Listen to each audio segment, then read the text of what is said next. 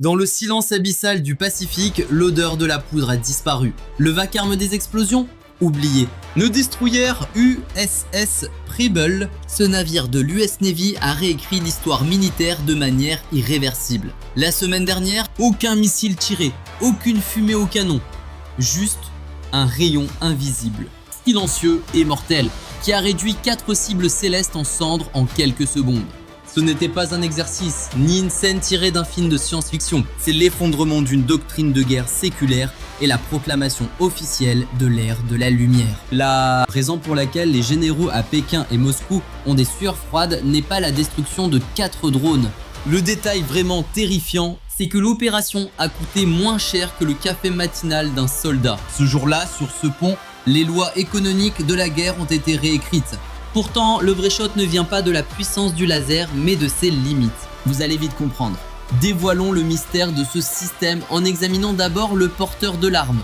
L'USS Preble est un destroyer de classe Harley-Burke, mais le système qui l'embarque le place dans une catégorie à part, loin devant les autres. Conçu par Lockheed Martin, Helios n'est pas qu'une simple arme, c'est une véritable centrale de renseignement. Lors de récents tests, ce système a prouvé sa valeur en éliminant 4 drones sans la moindre erreur, dans un silence total.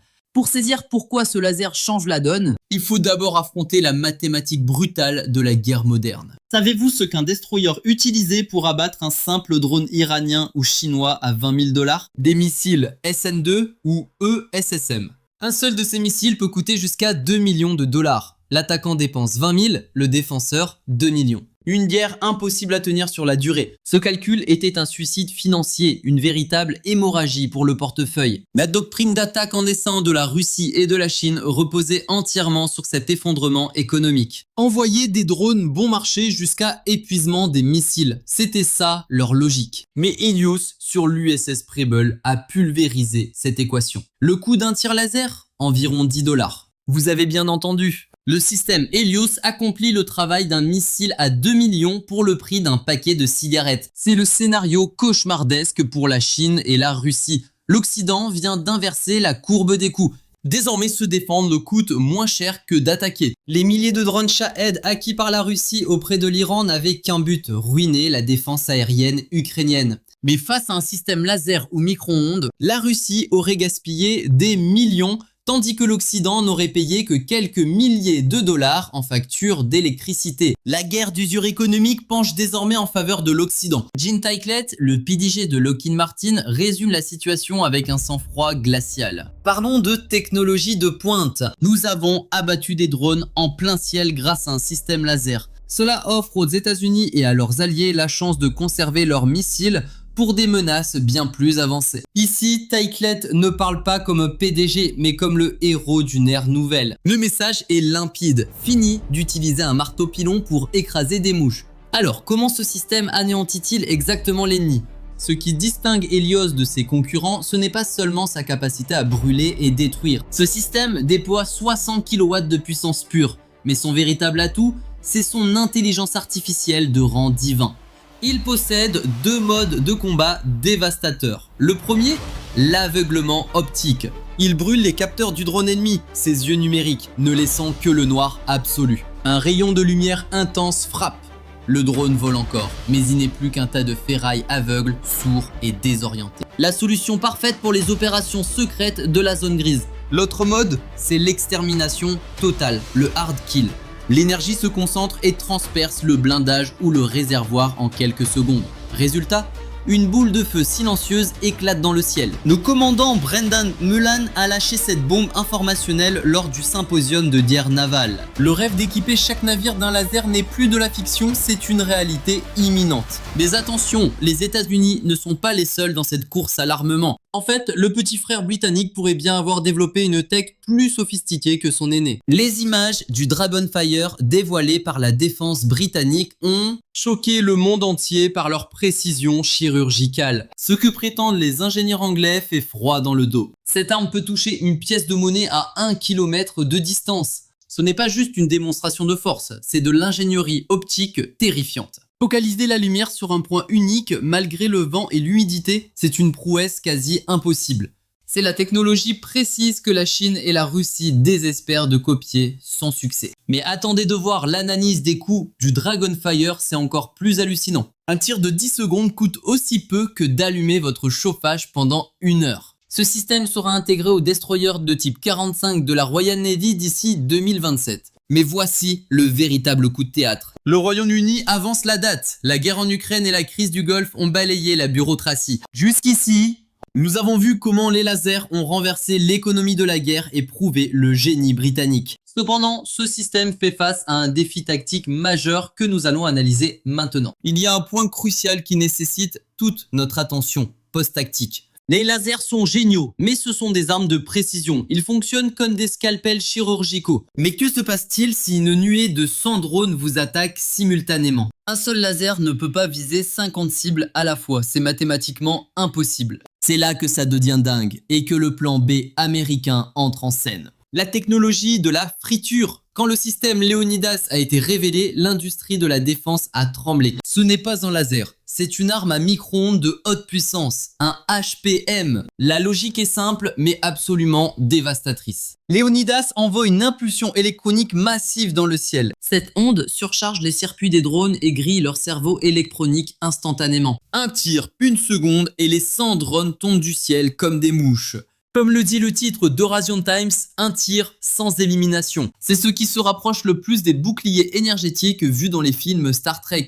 Epirus a réussi les tests et Leonidas devient la clé de voûte de la stratégie de défense américaine. Utilisez Helios pour chasser les cibles de haute valeur une par une comme un sniper. Utilisez Leonidas pour anéantir collectivement les essaims bon marché qui vous attaquent. Et gardez vos missiles à 1 million de dollars pour les bombardiers nucléaires ou les missiles hypersoniques. Voilà la nouvelle doctrine de combat des États-Unis. Une stratégie qui réduit à néant l'avantage de la supériorité numérique de la Chine. Alors que l'Occident installe ses nouveaux jouets, une interrogation flotte dans l'air, menaçante comme une aura meurtrière. La Chine, elle joue les copieurs de talent, promettant du moins cher et plus fort comme une contrefaçon de rang S. Et la Russie, soi-disant intouchable avec ses missiles hypersoniques. Laissez-moi rire. C'est le plus gros bluff de l'histoire. Mais trêve de bavardage, analysons les statistiques réelles, le stat sheet du système. La Chine a sorti sa carte maîtresse, le système laser Liao Yuan 1. Sur le papier, des stats dignes d'un boss final. Leurs médias crient partout que ce monstre surpasse l'équipement américain. L'arrogance classique des méchants.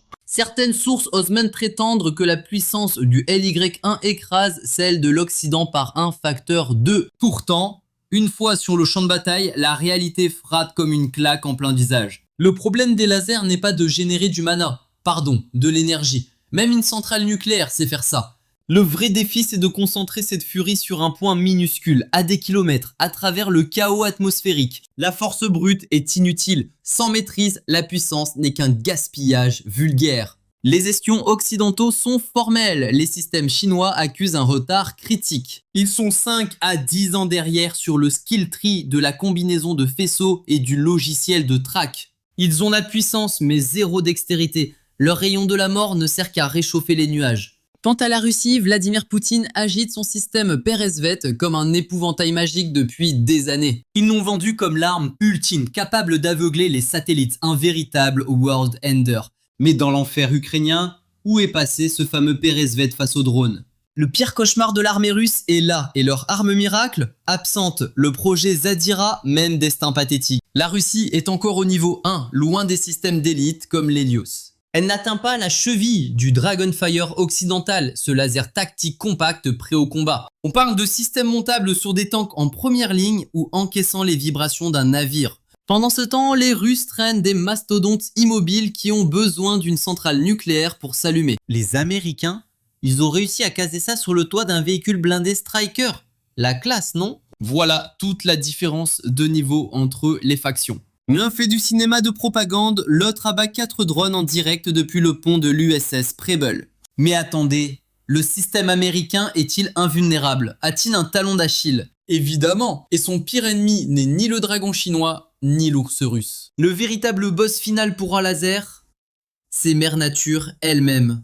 Brouillard épais, pluie torrentielle, tempête de sable, tout ça active l'effet de blooming et disperse le rayon. Dès que la lumière frappe une molécule d'eau, son énergie s'évapore. Game over. C'est pour ça que les USA ne voient pas le laser comme le cheat code ultime qui résout tout. C'est un support de luxe destiné à combattre aux côtés des bons vieux missiles cinétiques. En plus, balancer 60 à 300 kW génère une chaleur infernale. Refroidir ça, c'est un cauchemar d'ingénieur. Et pourtant, le triomphe de l'USS Preble prouve qu'ils ont nerfé ces problèmes pour rendre l'arme jouable sur le terrain. Cela a donné naissance à une nouvelle méta dans la défense européenne, le concept du chargeur profond. Fini l'angoisse de voir son compteur de munitions tomber à zéro en plein combat. Tant que votre générateur ronronne, vous avez des munitions illimitées, le rêve de tout artilleur. C'est une révolution qui bouleverse totalement la chaîne logistique de la guerre. L'amiral Daryl Codell, le grand patron des opérations navales US, a lâché une bombe lors d'un discours. Il a confessé: sur nos futurs navires, si l'ennemi est en vue, la première gifle sera une arme à énergie dirigée.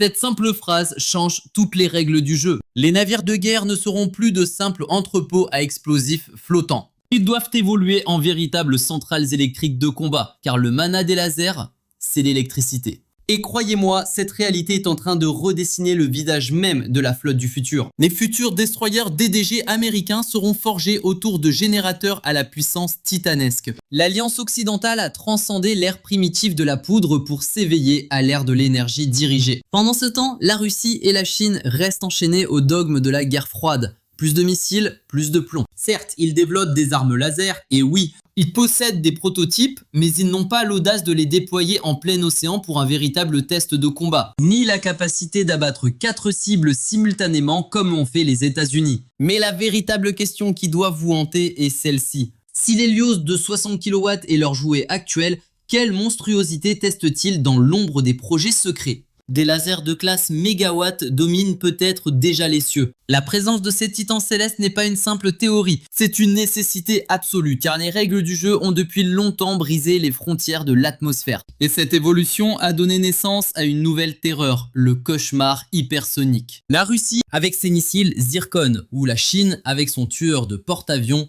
des F-17.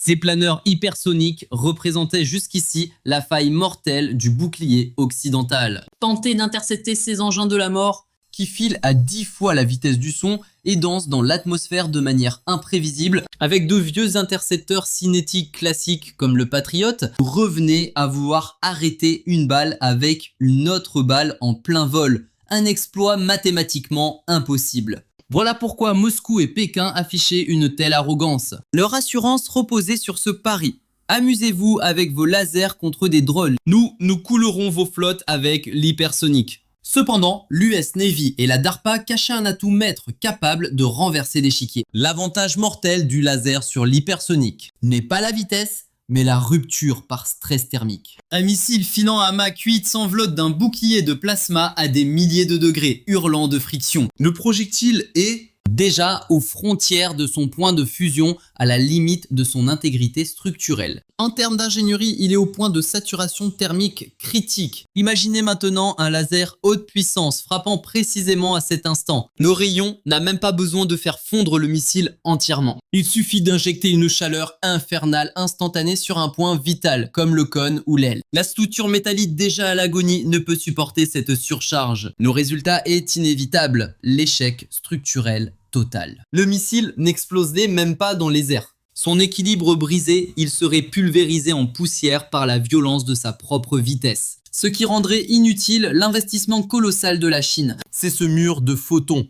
insensible à la gravité et rapide comme la lumière.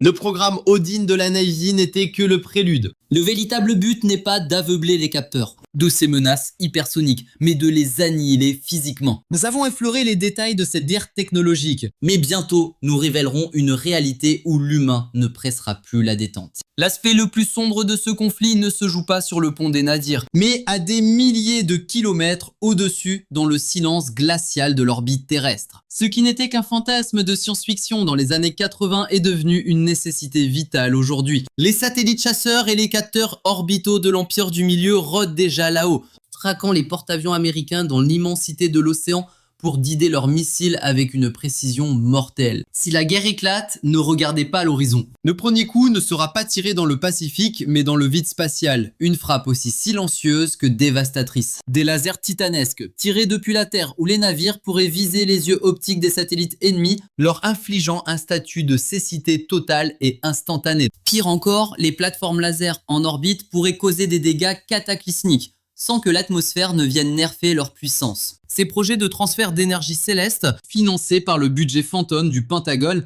et dont l'existence ne se murmure que dans les ombres, pourraient ne pas servir qu'à capter le soleil, mais à transformer cette lumière en une arme de destruction ciblée. Dans l'espace, il n'y a ni air ni friction et la portée est pratiquement infinie. Là où le laser n'est plus une arme, c'est une puissance divine absolue. Une autre conséquence inévitable de ce bond technologique est la suppression totale du facteur humain. Dans la guerre à l'ancienne, un commandant analyse son écran radar et évalue la menace. Il donne l'ordre d'engagement et l'opérateur appuie sur le bouton fatidique.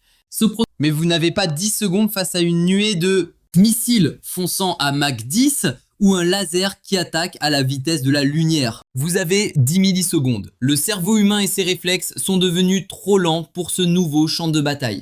Les géants de l'industrie fusionnent désormais les armes laser avec une intelligence artificielle avancée, rendant non seulement le traçage mais aussi la décision de tir entièrement autonome. Le système Helios, dès qu'il détecte une menace, la classe et l'élimine en quelques nanosecondes sans attendre l'approbation d'un mortel. C'est la fin du concept de l'humain dans la boucle au sein de l'éthique militaire. L'ère de la machine aux commandes vient officiellement de commencer. Les futures batailles navales ressembleront à un duel entre deux super ordinateurs jouant aux échecs en quelques microsecondes, pendant que les humains attendent le résultat final. Ça ressemble au début de l'apocalypse, n'est-ce pas? Le scénario Skynet. Mais si vous êtes capitaine d'un destroyer face à 200 drones suicides et 5 missiles hypersoniques, laisser la gâchette à l'intelligence artificielle n'est pas un choix. C'est votre unique chance de survie. Enfin, analysons comment cette technologie va bouleverser la faille géopolitique du détroit de Taïwan. L'armée populaire de libération base toute sa stratégie d'invasion sur un débarquement amphibie massif et un déluge de missiles. Le plan est simple, saturer les défenses aériennes de l'île pour la paralyser totalement. Mais imaginez si Taïwan, ce géant mondial des semi-conducteurs et du laser, s'équipait de systèmes laser haute puissance montés sur des camions mobiles, qu'ils soient fournis par les États-Unis ou produits localement. Oubliez le dôme de fer. Bienvenue dans l'ère du mur de lumière. 50 batteries laser aux munitions infinies, coûtant 10 $ le tir et transportable à l'arrière d'un camion, pourrait envoyer les milliers de missiles et dessins de drones chinois par le fond. Cela neutraliserait complètement l'avantage stratégique du nombre que possède la Chine. La plus grande peur de Pékin n'est pas l'arrivée des navires américains. C'est de voir cette technologie se standardiser et se propager chez les alliés comme Taïwan, le Japon et la Corée du Sud, aussi facilement qu'une mise à jour logicielle. Bref, pour résumer la situation, le tir silencieux de l'USS Preble n'a pas simplement pulvérisé un drone ennemi. Il a ouvert une brèche irréversible dans les murs d'un empire vieux de 400 ans. Le règne de la poudre à canon. La nouvelle hiérarchie mondiale ne se décide plus à coups de missiles titanesques, mais par des photons frappant à la microseconde. Et avec ce coup de maître, l'Occident s'apprête à dominer le classement. Avec l'USS Preble et le système Helios, l'US Navy a envoyé un avertissement clair à tout le serveur. Un message que le Royaume-Uni a immédiatement validé en dégainant sa propre compétence ultime, le Dragonfire. Les chroniques de l'histoire manquent souvent l'instant précis où les règles du jeu changent. En général, on ne réalise le basculement qu'une fois la poussière retombée. Mais ouvrez les yeux, nous sommes pile au moment où la méta évolue sous nos pieds. La poudre était sale, bruyante et hors de prix. La guerre du futur, elle, sera silencieuse, indisible, économique et rapide comme la lumière elle-même. Dans cette nouvelle ère, la force brute ne garantira plus la survie. Seuls ceux qui possèdent les réflexes les plus vifs et une concentration absolue l'emporteront. Squitex l'horizon, mais sachez une chose. Face à la prochaine menace, le game over s'affichera avant même que vous n'entendiez le coup partir. Une présentation signée TGN. Merci d'avoir suivi ce briefing légendaire.